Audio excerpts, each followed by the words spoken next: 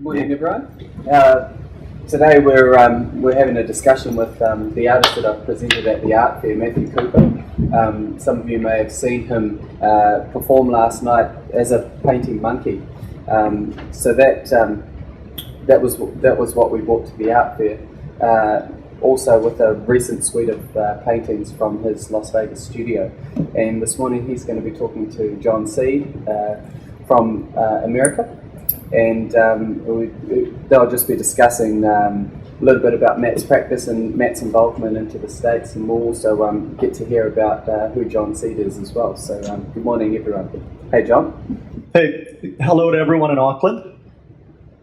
So I'm going to introduce myself. Brilliant. How about I tell people how I met Matt Couper? That'd be brilliant, yeah. Yeah. Well, for 3 years. For 3 years I've been writing for the Huffington Post. And if you don't know the Huffington Post, it calls itself the internet newspaper, but it's really just hundreds and hundreds of blogs put together. And what we say about the Huffington Post is if it's not actionable and you can't get sued, you can post it. So it's a really, really wide-ranging kind of a blog. We've had a fine arts blog for 3 years. And I did a blog about how painters mix their paint, how they use their palettes. And Matthew Couper sent in, photos I mix on foam plates. And that's how I met Matthew. Ever since, we've been in touch, and I've been writing about him. And I also went out and saw a studio in Vegas a month and a half ago. So that's my connection to Matthew Couper. And, to get things rolling, because I'm a teacher and I like to talk, I wanted to say something about Las Vegas to kind of put this in context and talk about where Matthew is living. Here's how I see Matt Couper living in Vegas, and I have a kind of a vivid imagination. I think that Vegas is the closest city in the world right now to Rome in the 15th century. And the way I see Vegas, it's, like Rome was, it's a city that draws people in. And I really, truly believe that in the United States, our religion is capitalism. And you can call yourself a Jew or a Muslim or agnostic or whatever you are, but capitalism is this kind of overarching religion. It's a salvation religion, and profit is the salvation. And of course, Vegas is the artificial and the exaggerated center of all of this. It's where you find all the extremes of luxury, of entertainment, of sexuality. And Matthew, shows the city from New Zealand. He really is like a kind of a itinerant painter, like he bills himself to be, a guy who's come in here, a very, very honest person, very straightforward person, very open and in a way kind of innocent. And he comes into this city of extremes, and that's what puts his art in relief and makes it interesting. And one of the things you'd expect from a painter going to Vegas, you'd think, we're going to get pop art. You think you'd get something that was about the neon and something that was about the commercialism in a pop art kind of a way. But Matthew brings this tradition of the painter who comes in with a spiritual quest and records what he sees and asks questions. So that's my take on Matthew Couper in Vegas. That's kind of what I think of him and what he's doing. I think he's a very unique figure. Yeah, well, I mean, it's odd because I haven't actually shown in Vegas yet, and I had a one-night preview of a whole lot of paintings. I was shipping them the next day, and so many people wanted to see them, so I thought I'd borrow a friend's art gallery, and I just hung them all on the walls. And That was the show that was coming to me. Yeah. And there was a write-up done by a critic in Las Vegas, and she said, what was interesting was that there were absolutely no answers. They were all questions, which is not a very Vegas thing because people tend to have a defined take on what Vegas is, whether it's skewed by TV or just the cliche of Vegas as a party town. And, it's, after being there for 3 years, it's kind of become, for me, the most real place in the world because it's kind of honest. And I guess that goes back to John's statement about capitalism, because it's so kind of rampant there, and the currency is currency. So that's what's kind of coming out of my work now, because the big paintings that you see down in the stall are all currency based. They're based on the $1 bill. So I'm trying to make I'm trying to, slice off a bit of all that capitalism in the States and build my own kind of currency, like a barter system. So, I mean, it's kind of cut and dry like that, which is quite nice. Well, and when you come into Vegas, and again, Matt, it doesn't seem like a place where you go for a philosophical take on things. It's like the place where you go for a drunken weekend or maybe to hit it big. Yeah. And you come into Vegas. When I came in to see Matt for a visit, I think one of the first cars we've pulled up behind had a picture of a big-breasted woman. This is on the back of a taxi cab at a place where you could rent automatic weapon and go shooting. Yeah. And even in Vegas, even when you take your kids out on the sidewalk, they come out and they hand you brochures about the brothels. They don't, not even embarrassed that your kids are there. So there's this, tremendous nakedness about everything in Vegas. The extremes are powerful, and the New York painters used to use what we call it the urban vibe, the pressure of urban culture as something to give them a context for painting. And Matthew's using that vibe of Vegas, that energy, that crazy extreme energy of Vegas, and it plays like a Jungian opposite off of Matthew's earnestness. He's very, very earnest, he's spiritual, and he's asking a lot of questions. And that's part of the power of Matthew's work, is that collision of the two sensibilities. Yeah, well, I mean, Vegas is a great place for people watching too, So you can try and blend in, so you can observe everything. As long as I don't open my mouth. People go, where are you from? Yeah. How important is it to cement your place or who you are as an artist in the States now? You've got a couple of dealers that are showing your work that are coming up and enjoying it. Where do you see yourself going when you return after the art fair? We're doing a show in September out at a local college, at Riverside Community College. And, Matthew will drive out the Volvo or a rental truck full of paintings. So I'm trying to do what I can, because I think Matthew's a real discovery. Yeah, brilliant. Wherever he is. Well, it's kind of, a couple of people said, what's my equation? Because everything's kind of calculated in the States. I mean, it's so hard to get in. And so everyone's kind of like plotting out where they fit in, what their context is, getting to know the galleries that they think that they can fit into. And when I thought about it, I've really got no equation, because it's a bunch of things that haven't created an amalgam yet. So I'm hoping that, someone else kind of does that for me to some extent. Because, being a New Zealander, being in Vegas, and then I'm painting in this Spanish colonial Baroque style. So it's kind of stick out as well, I suppose. Yeah, and of course, you open your mouth and you stick out, and why are you? He's painting Spanish Baroque, but living a block away from a drive-in wedding chapel. On the outskirts of Vegas. You got to think about that. Yeah. It's a perfect spot. Yeah, very Vegas where you live now. I'll tell you something else I really, really appreciate about Matthew, and that is that he has a tremendous feeling for symbols. And whether it's a symbol that he's taken from contemporary culture or it's something that he's borrowed from the Spanish Baroque, he has a feeling for them that's intuitive. And it's been interesting talking about symbols, because in a couple of cases, for example, Matthew was talking about a painting that had an African power figure, along with something from Malevich, something from a Russian painting. And he said to me very frankly, I'm not exactly sure what this one's about yet. And that's another part of Matthew maybe not being calculating. You were talking, Matthew, a moment ago about there's not a niche in the art world that you're aiming for, and you're not steering for a certain position. There's a great bit of honesty about your intuition, but the feeling for symbols that Matthew has is extraordinary. And when he's drawn to the religious symbols, every now and then it may touch on a meaning that's religious or spiritual, but sometimes not.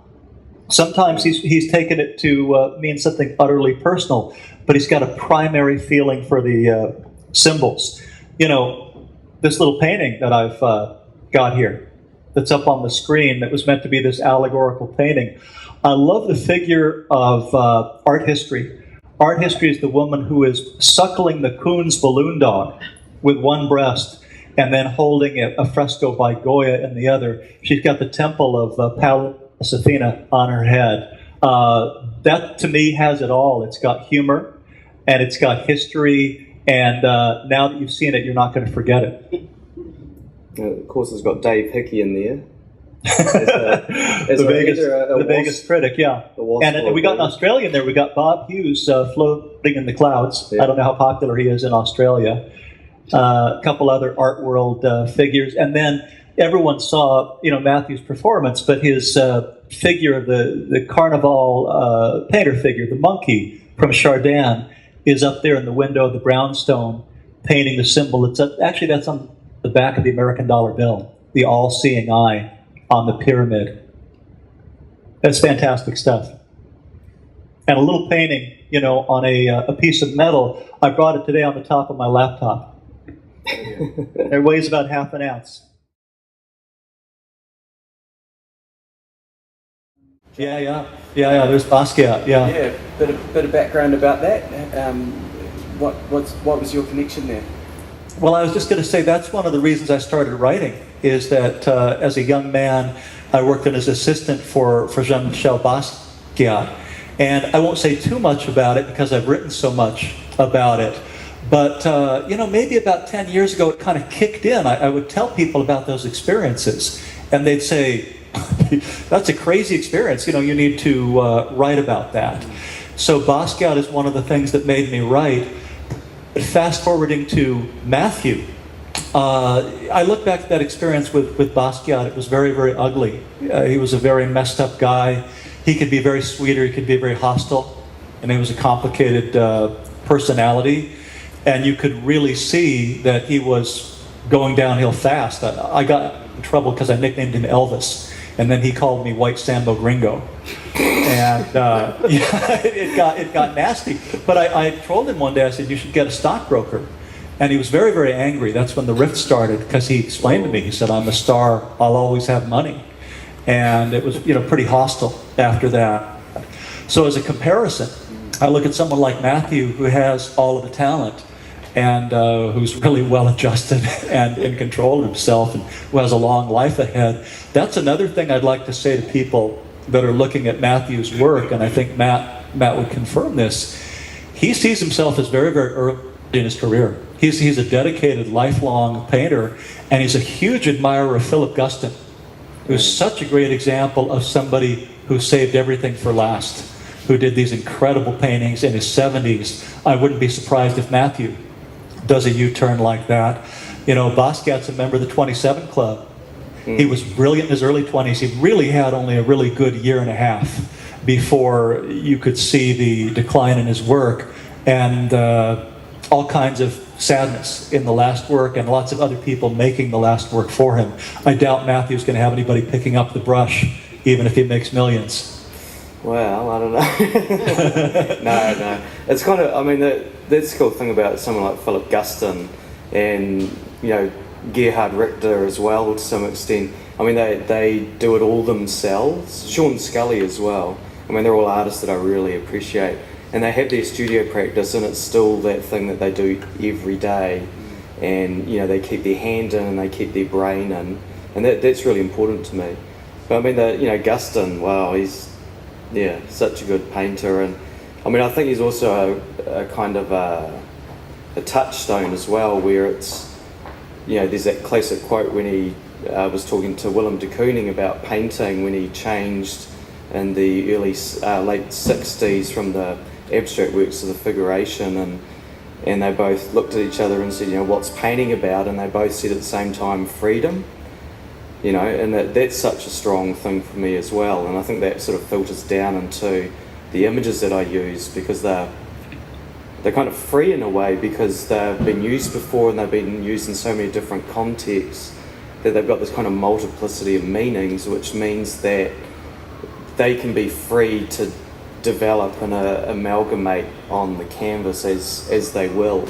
So I'm just kind of putting it there and hoping that it works. And when I finish the canvases, I put them at the end of our bed and wake up to them, for a month, and kind of, those amalgamations happen in your head, And I think Guston was very much like that as well, like destroyed a lot of work and, you know, had anxiety over work.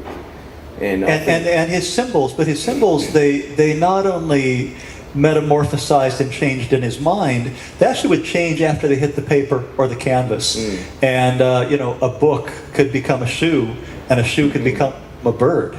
But there was something about his intensity and sensitivity that he never closed down. You know, he did the opposite of what we're supposed to do when we're old. He was the most open of all in his 70s. But yeah, Matthew, you have that feeling for symbols like Guston had, and that's another thing Matthew and I have talked about a lot. I think we also met through a piece I wrote about a Guston drawing. And Matthew was always posting Gustons. We've had a lot of fun with fake Gustons on eBay, you know, for $19.99. If you watch, you almost could have a museum of fake Gustons from what he's found. But yeah, a similar cast of mind in Guston, except Matt's not that neurotic. Guston was pretty neurotic. You smoke 4 packs a day, Matthew? Yeah, keep away from the Marlboros. Yeah, well, you see that kind of decline. I mean, all those guys in the 50s were pretty heavy drinkers and smokers, and you know, it's. I think that, you know, with the art world as it is now, I think it is about longevity, as you know, the maturity of. See the future or try and get to it. Yeah, like going for that greater thing, I guess, and it has changed because you don't want to be like a 27er, you know, like the 27 club. It is about kind of proving something early on and then extending it and then developing it into something else, whether it's called your mature work or whatever. And, you know, so you've got that full kind of retrospective at the end, you know, and that's, you know, that's what I like, you know, retrospective should happen when you're dead, not when you're alive, you know. And in fact, Guston had his retrospective and then died a week later. I saw that very last show, and the paint was still wet. You know, it was at San Francisco, and you could smell the linseed oil in the room. And then he died, you know, during that show. It's fantastic, just fantastic. Yeah. Do we have any questions from the? Oh, that's weird. I'm up there. Questions from the crowd, or people, things that people want to ask? Matt, you said you didn't have an equation, and you were just sort of.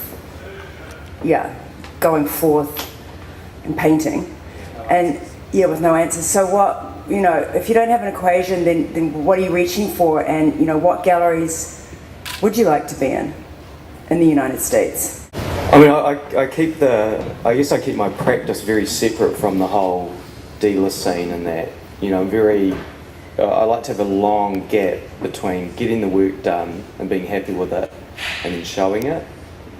And that's kind of a really good safety mechanism, I think, because you can't burn out, and, you know, you're not kind of caught up in that thing of, you know, manufacturing, or, you know, I've got to have 15 works for the show. You know, if there's only 3 works, then there can only be 3 works. But I don't know, I guess having that, you know, ultimate direction of where you want to be. I mean, I guess most people want to be in a big gallery like Gagosian or David Werner, or here like Gal Langsford or something like that. But I mean, for me, it's more about the context of getting the work to the right people, and those right people are the people that understand the context of the work, so it should go full circle. And that's what's happened over the last kind of 15 years with people collecting my work. I've got this core group of people who are obsessed with it, and, you know, if they could afford it, they'd buy everything. But it's a very small group, and a lot of them are people that do collect Spanish colonial art as well. So my work's hanging alongside these works from the 18th century, and I really like that, you know, because it definitely fits into the ethos of the anachronisms in my work. So I want it to span everything. I want it to go back to the caves at Lascaux with those very simple images that philosophers still can't work out what exactly they were, right up into contemporary practice now. You know, so that's the aim. You know, it's finding that primordial form And I don't know when that'll happen. And I guess that'll go back to Guston too, you know. He had kind of auto vacui images that are just packed full of stuff. And by the end of his life, he was painting a single image on a, you know, black background canvas. And, you know, to be able to have that gravitas of one single form, I think that is the apex. Yeah. So if you can kind of simplify it down to an absolute essence, I think that's it. Yeah. So that might be the aim. But then that's what Guston did. I don't necessarily want to follow that, but I think, yeah, I'll know when I get there. Yeah. Beautiful. Beautiful.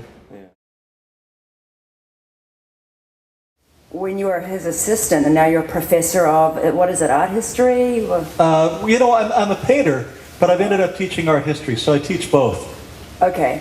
And so was that something that you were on the road to when you were assisting Jean-Michel, or is that something that happened because of that, or later on, or how did that all happen? Well, I mean, it really happened. I'd gotten my master's degree in painting, and I was broke like most students are. I moved back, I was a failure to launch. I moved back with my parents, and I had a pickup truck, and I drove around to dealers in Los Angeles, and Larry Gagosian said, you can do deliveries for me. And about a month after I got my job, he said, head over to Venice. I'd like you to meet this young artist, Jean-Michel Basquiat, and help him out. And I'd never heard of him. I heard the name Basquiat. I thought, he must be Belgian. You know, I didn't know who I was meeting.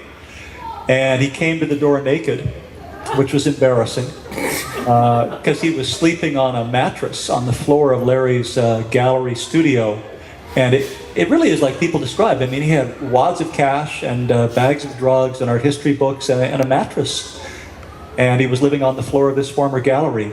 And anyways, I knew him and did errands for him and made canvases for him for about 3 months. Then he went back to New York. Then he came back, you know, for an exhibition. So I really knew him for about 3 months off and on. But I knew him at a very productive time in his painting. I knew him in early 1983. But that's how I got into it. I think the way it influenced me, both as an artist and then later as a painter, I thought Basquiat, immediately I thought he was a genius as a painter, and I bought one of his paintings. And it's quite a story what happened to that painting. But I used my student loan money and I worked for free for 2 months. But at the same time that I felt he was a genius, I saw what a train wreck he was as a person. And I got on his mean side, and it was very sad. It was very depressing. Mm. But Matt will send you email me or Matt, and you can have, the article's called Driving Mr. Basquiat? Driving Mr. Basquiat, because it was based on that movie, Driving Miss Daisy. We were like a mismatch. It was like kind of a racial misunderstanding of a Stanford-educated white boy driving Jean-Michel Basquiat around Beverly Hills. It was weird. It was weird then. It's weird thinking about it now. One of the other things about Matt as an artist that I deal with, and I've had the pleasure of meeting him in the early 2000s in Wellington when he was in a scene down there with artists like Rob McLeod, who he taught with at Wellington High. You were a teacher for a while as well. One of the things that I really enjoy about Matt, not only as a painter and as a person, is that he's very articulate and educated about what he's doing, and he's able to not only put that in words but put that into his work. And he's also hugely motivated. I really enjoy working with him because he's got ambition and motivation, but he's also not looking for the now. He's like his work. It's about how it endures over a period. So I think that's really exciting about you as well, Matt, as an artist. It's about having fun. Yeah. Yeah. Yeah. I don't want a job. And and I remember something from it's like a Smashing Pumpkins video, and I think they asked the lead singer Billy Corgan why he wanted to do music, and he said that it was a way to escape. It was a way to escape growing up and postpone mortality. And I kind of like that, because I don't want to grow up, and I don't want to have a 9-to-5 job, and I'll do anything to get out of that, So it's about having fun, really, and you get all those discoveries along the way, and experimenting and fun and freedom. But that's kind of given your life its alignment, because you live very modestly and you're very clear about what you want to do. So you're very centered. Yeah, nothing really gets in the way for you. But don't let it get in the way. Yeah. I mean, Vegas is good for that too, because it's total permission to do whatever you want. Yeah. So you. It's surprising you're not more corrupt. Yeah, you have to self-censor, Yeah. Yeah. Thank you. Can I make a closing remark though? Yes. Yeah. Here I am in all the ways from Scotland. I just want to say to people that I don't know how Matt Couper looks in Auckland. I don't know how he looks to you, and I don't know how his artwork looks. But over here, from my view in the States as a writer, I've written 150 blogs in the last 3 years. He's a very, very fresh, honest talent, and I would take a really good look at his work. And that by the way, comes from the heart. I wouldn't be here. In fact, I came in at 6:30 this morning by mistake. I didn't even jog because I feel strongly about Matt and what he's doing. Take a good look at his work. Yeah, please do. All right. Well, thank you so much for joining us today, and really appreciate talking to you. And John, see you everyone. Thank you. Thank you.